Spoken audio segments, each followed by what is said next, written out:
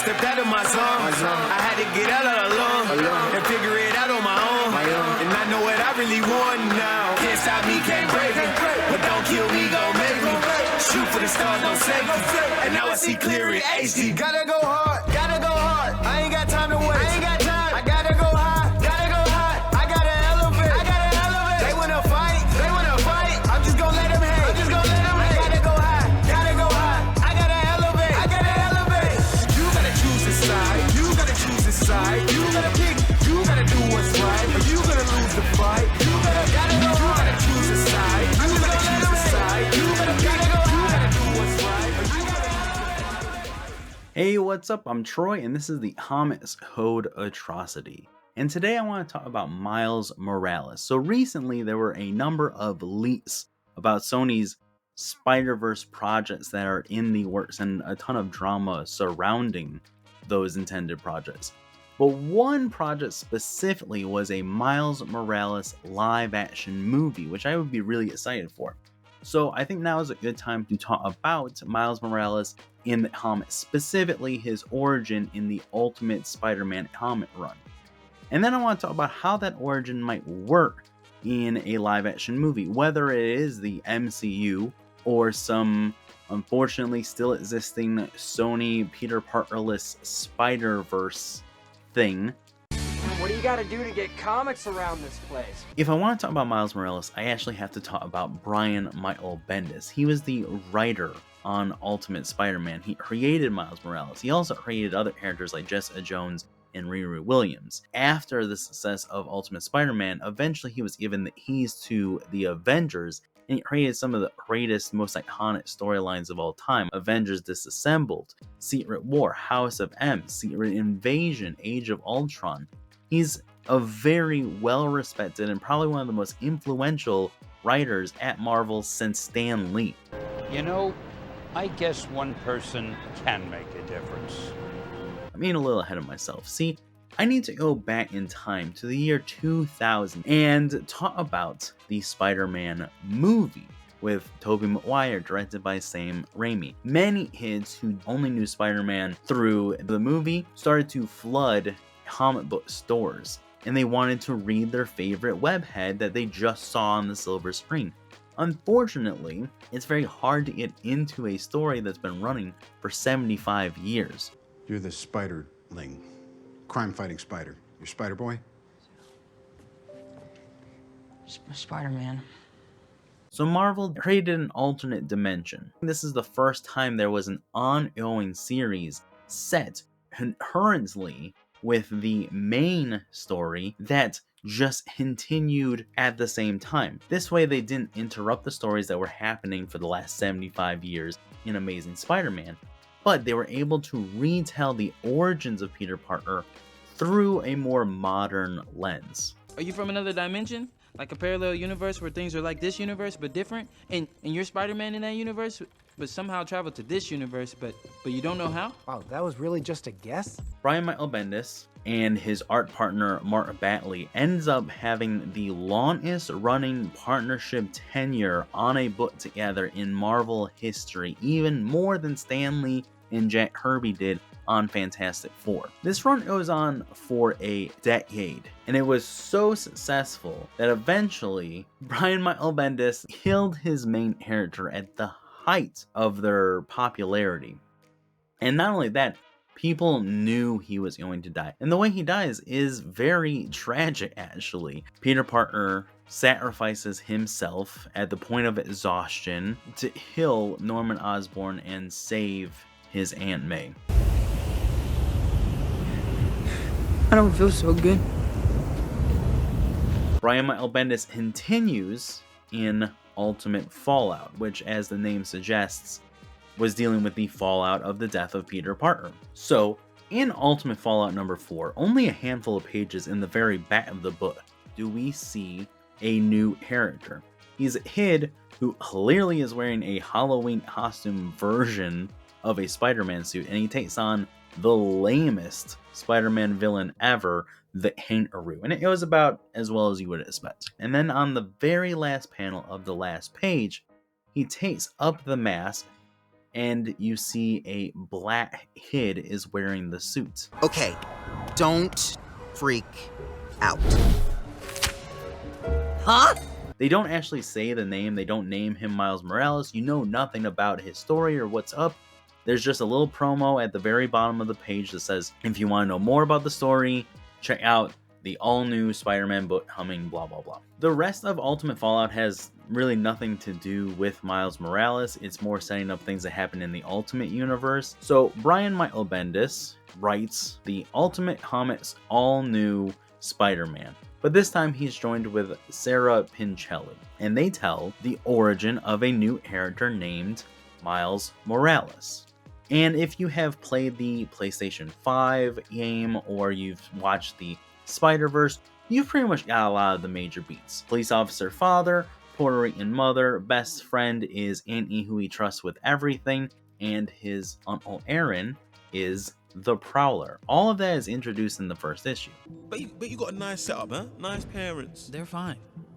So Norman Osborn is working to create a spider with the venom to grant powers. Unfortunately for him, I guess, the Prowler is hired to steal something from Oscorp, and he ends up stealing the spider. He takes it back to his apartment. Miles Morales comes over just to visit his uncle. Miles Morales' hand is bit. He has a seizure. He wakes up. He's afraid. He runs away and he tries to hide.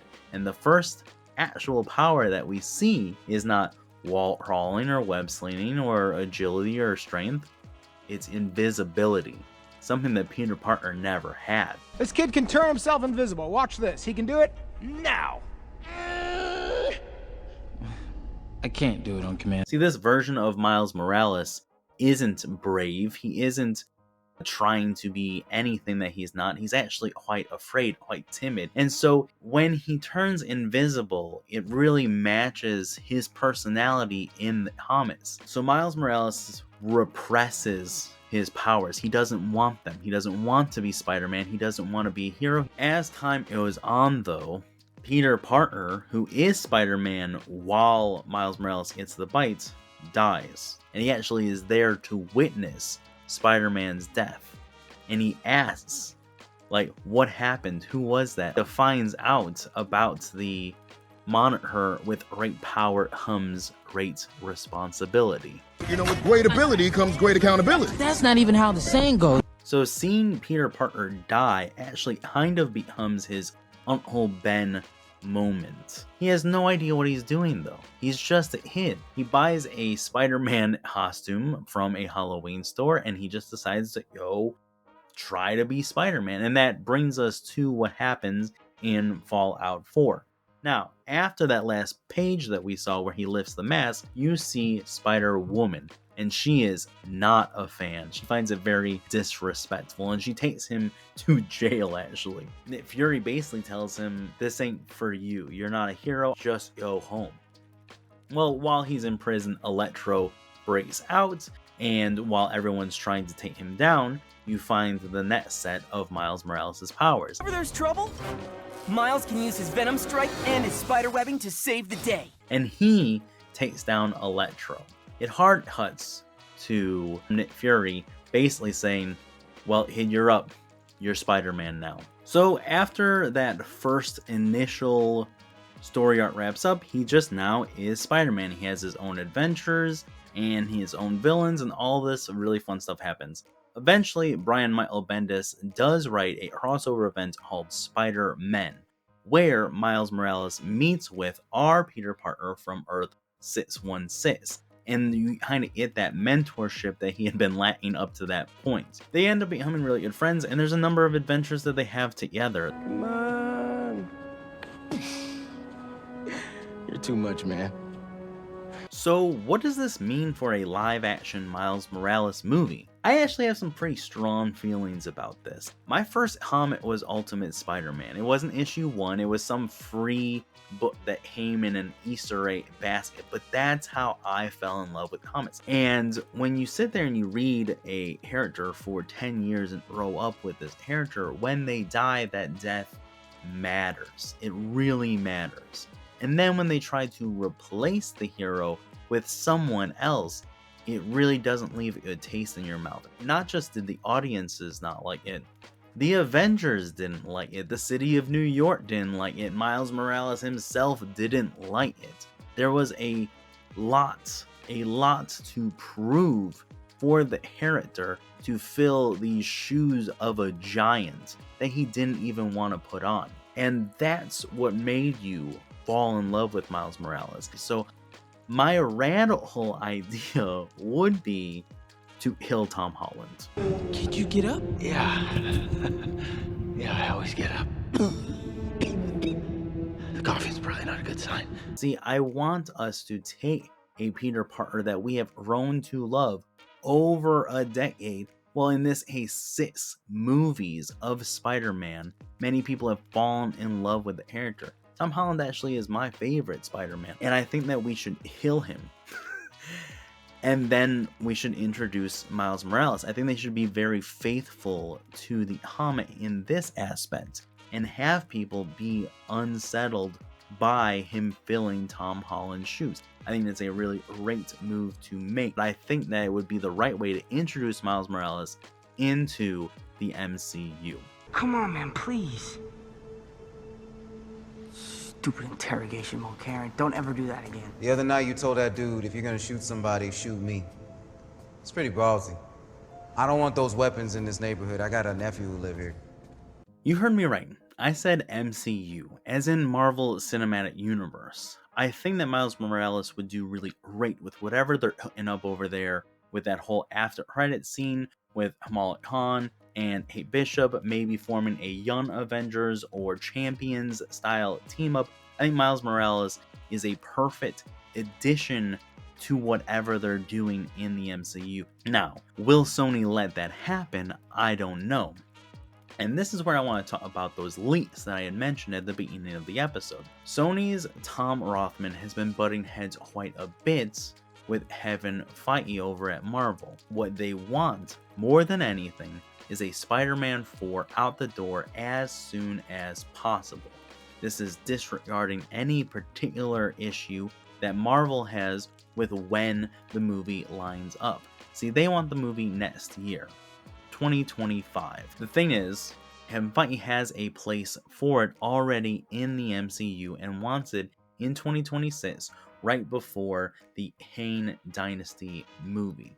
And this would not be the first time that Sony's really screwed over that overall MCU storyline. We have experience of the multiverse. Most recently, there was an incident with Spider-Man. What man? Spider-Man. He has the powers of a spider. Hence the name. Gross. On top of that, they apparently really want John Watt to return as the director of Spider-Man 4. He directed the previous 3 Tom Holland movies. But Kevin Feige already wants him for some new project, and Sony just is refusing to budge. And they want the live-action Miles Morales, the whole reason for this video. Amy Pascal really wants Kevin Feige's involvement with the live-action Miles Morales movie. Now, that could be because he will be brought into the MCU. Or it could be, and all of these things could be because Sony is in panic mode. And I think that that's the case. See, Madam Web was a financial failure. I actually did a review on it. Spoilers, I thought it was terrible, and I wasn't the only one. The numbers don't lie, and they spell disaster for you. So I think that the reason why Sony's trying to get Spider-Man 4 out the door as fast as possible and trying to do a live action movie and do all these things is because they don't want to sell their property back to Marvel. And you have these movies like Kraven and Venom 3, which may have some level of hype, just aren't anywhere near the level of hype that I think will be needed to save the IP. What happened that day? I stared death in the face. All that being said, I am excited to see what they do with Miles Morales if that movie does exist, but I am very fearful that it won't be done the right way if Sony retains complete control. And I don't think that Marvel actually has been doing a super fantastic job lately either, so I am worried because I love the way Miles Morales is introduced in the comics, and I love the adaptations we've had so far. I just hope that it's done with respect. I jump off this building to save these civilians. My strength and my honor is trusted by children. I'm ready and willing to fight all these villains. No chaos or killings. My style is so brilliant, my God.